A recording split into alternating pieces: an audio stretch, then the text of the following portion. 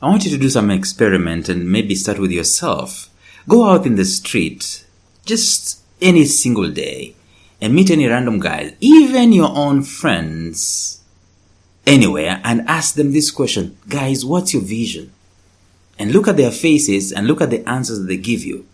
If you find someone who is going to look you straight in the eye and tell you exactly what their vision in life is, articulate enough and so inspiring that you want to help them, you will see that there's something different about that human being as compared to the rest of the guys.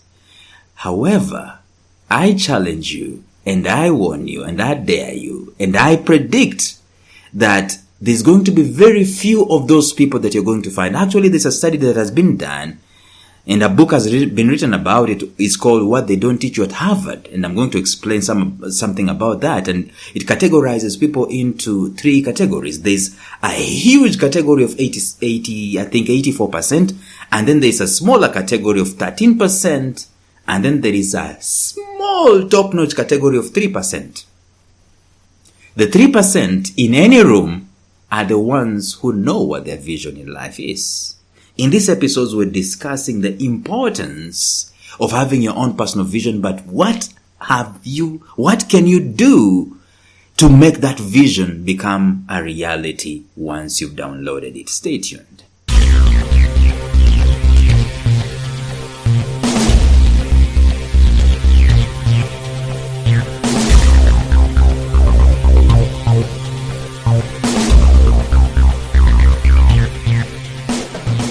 Welcome to the Life Signatures podcast with Lawrence Namale.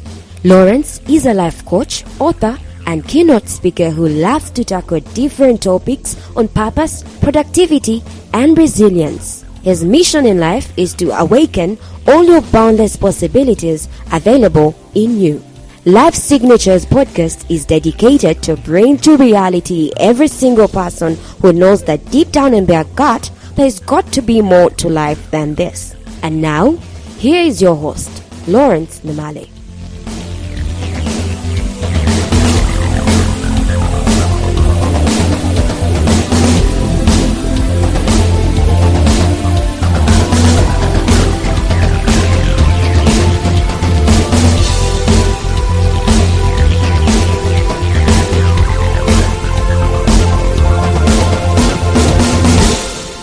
The name of the man or the name of the author is Mark H. McCormack.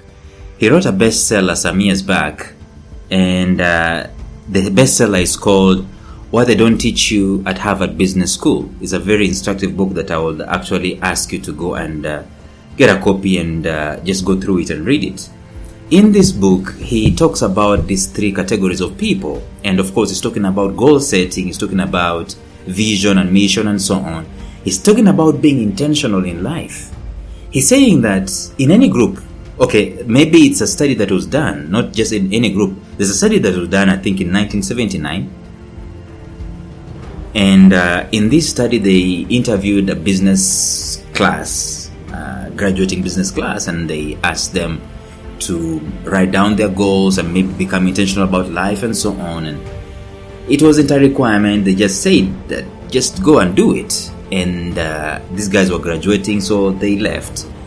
But 10 years later, I think, they tracked these people down and they wanted to find out how those guys were doing. And they found those 3 categories of people. And that study has been replicated and it's found in very many groupings of people. And even today, if you go to any room, any group of people who are gathered in any room and you ask them or maybe just interviewed them, you find that there's these 3 categories of people. The first category are those guys who are basically visionless. They are just living to pay bills. Day 1, day 2, day 3, day 4, nothing changes. They are looking for the end of the day, the sun going down, and at the end of the month, the paycheck coming in. That's just about it in their lives. But then they have this smaller percentage, 13%, who are looking at life with an idea that there's gotta be something bigger in life than this cycle of paying bills. That's the 13%, and they have done nothing about it, but there's a consciousness in there. And then there's the 3% who not only have the consciousness that there's gotta be something better in life than just paying bills, but they do also have intentionality, and it's actually written down in terms of goals, in terms of a vision, in terms of a mission, or even in terms of a purpose statement. It is written down for them. And we are told that in that study, these 3% were doing on average 10 times better than these two other groups combined. And the 13% were actually doing twice better. Just having the consciousness alone, just the consciousness of vision alone, they were doing twice better than the 84% who did not have any consciousness about the vision. But I can tell you this, that the sorriest thing you will see on the face of the earth is a human being, the crown of creation, having no vision. And there are very many people existing, and I used to be one of them. Listen, I used to be one of them. Why is this so? You see, I can come across as if I am bashing people and so on, but I used to be in the 84%. I even used to be in the 13%. I can tell you, I've been there for years on end. I was born there. And maybe I wasn't born there, because I know very many people are born with this idea of grand things that they want to do, and maybe the environment through which we are raised up, or the systems through which you go through, they force us to have some different kind of outlook in life, and the dream machine of our lives is just tunneled into some kind of pipe where we have uniformity in academia. And if we're not performing in academia, then why dream? So the aspect of dreaming, the aspect of vision, the aspect of goals is basically thrown out of the window, because the premium focus in life is on academia.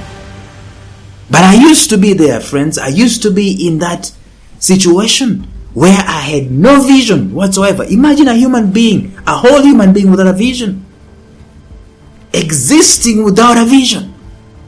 And anything that comes close, the semblance of the closest we come to the semblance of a vision is to pass our exams. Maybe primary living examinations. And then you get another vision to pass your second living examinations. And then you get another vision to graduate, to have a degree. And then you get another vision to get a job. Progressive. Okay? But that is the same thing for every one of us. It can't be. And yet at the back of it all, there's something so powerful that we are missing. And it's the dream machine of having a vision for our own lives, being intentional, directional, and urgent about the kind of lives that we can have. And we're just coming to this consciousness of vision boards and so on and so forth in these days and in this age. But still, even in this consciousness of vision boards and so on, there's so much distraction. People wake up and they are distracted from 6 a.m. even before they sleep. They are distracted, and when they wake up, they are already distracted. And it's difficult to find someone just sitting aside and gazing at the vision, closing their eyes and just envisioning the best, the end result, the best possible outcome of their lives, maybe even for the day, maybe even for the month, maybe even for the year. But what you find is people just living from one task to another. Like I said in the episode yesterday, we are so action oriented, and this activity doesn't have insight. It is just activity upon activity upon activity upon activity. There is no insight. The only thing, the end game is pay bills and be comfortable. That cannot be a vision. And so I used to be in that particular group until such a time that several things happened in my life. I joined a church, like I told you, and one of the pastors in that church, actually the main pastor, used to talk about vision a lot. So much so that it pricked my understanding, it pricked my conscience. And I went out there and I started to look for what my vision was. And let me tell you something, a seeker will always find. Probably the reason as to why you do not have a vision is because you've not been seeking to find out what it is.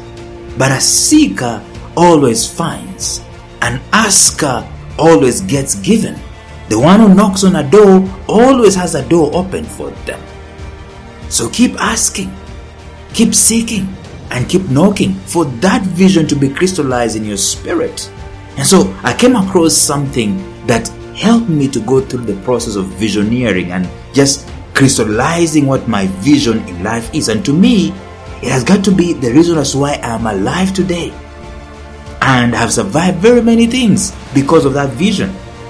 It cannot just be to put food on the table and have children, build a house, retire and die. There's got to be something bigger in life than that kind of a lifestyle. And unfortunately, that kind of a lifestyle is where everyone is discipled to go through. So I wrote down the following things, and I say that the following words describe my vision. I remember it as if it was yesterday. And from that moment on, see, there was promise in my life. There was potential in my life. And everyone else has potential and has promise in their lives. But until there is something concrete about the vision, that potential still continues remaining dormant. And the Bible says that my people perish for lack of vision. Or where there's no vision, the people perish and they cast off restraint. So I wrote the following words and I said, the words that describe my vision are these: to inspire hope and enrich lives worldwide. That is my vision. To speak a word in season to those who are weary. That is my purpose. To treasure the significance of every single person, unleashing each individual's unique purpose by providing training, coaching, writing, motivational talks, teaching, preaching, masterminding, giving of self-inspiration to guide people in living legacies. That is my mission. Those things were raw, by the way, and I've kept refining them. But from the moment I wrote that down, my life got direction. Light entered into my life, and from then on, some kind of urgency was imputed upon my soul. I had some sort of passion and some sort of pursuit, that my life is going to be like this, ordered like this. But before that, I knew there was something greater in my life, but I couldn't just know what it was. Could put my finger on it. And I just kept, missing opportunity after opportunity. My life got focused immediately after I wrote those things down. Let me tell you, you're not going to have this focus on day one. Maybe you're not going to have this clarity on day one of seeking.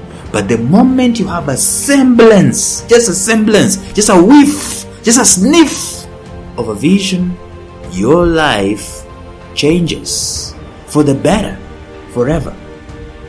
So my life got focused, and it helped me to say no to very many things, because let me tell you, this life is filled with very many distractions, very many shiny objects. I saw someone on Facebook the other day saying, when are we going to stop following our passion and start pursuing that which is going to bring food on the table? That is a very dangerous question to answer. And I know I left there my answer. But listen, I never became an instant millionaire because I'd already identified my vision, my mission, my values. My struggles with finances did not disappear overnight. You see, there are principles, financial laws and principles that we need to apply. And if you don't apply them, no matter what big vision you have, you're not going to become a millionaire. And millionaire is not necessarily a vision, but I digress. But I remember somewhere around 2013, 2012 there, I had an opportunity to travel to West Africa, specifically in Ghana, with my family for a 2-year consultancy gig. And due to my clear vision, I can guarantee you that it was due to my clear vision, within 2 months of staying in that country, and actually I wasn't even staying in the capital city of the country, within 2 months of staying in the southern part of Ghana, within 2 months, I was sharing a platform with the greatest visionaries and motivational speakers of the country, the creme de la creme of Ghana. They are called Albert and Comfort Okran. That, my friends, would never have happened if I did not have a vision. It would never have happened if I was visionless. would never have happened if I did not have a mission. But I digress. What we're talking about is this. What do you do when you finally have your vision crystallized? Having a vision, I can tell you, is the easy part. But what do you do after the vision has been crystallized? That is what I want us to discuss in these episodes. And we're going to start discussing them, chipping away in the succeeding episodes coming. And I have promised you that at the end of it all, I am going to do another series where we'll teach people how to craft your vision. You want to stay tuned. But until then, goodbye.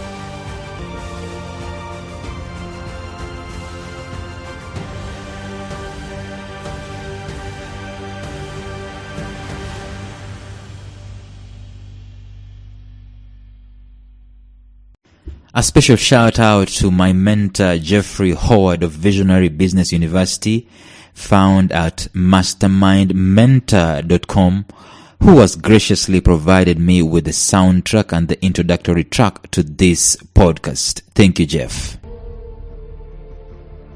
Thank you for listening to Life Signatures Radio. If you enjoyed today's show, subscribe to Life Signatures Radio on iTunes, Stitcher, or visit our website at lifesignatures.libsyn.com. Life Signatures Radio, fresh, clean, and inspiring.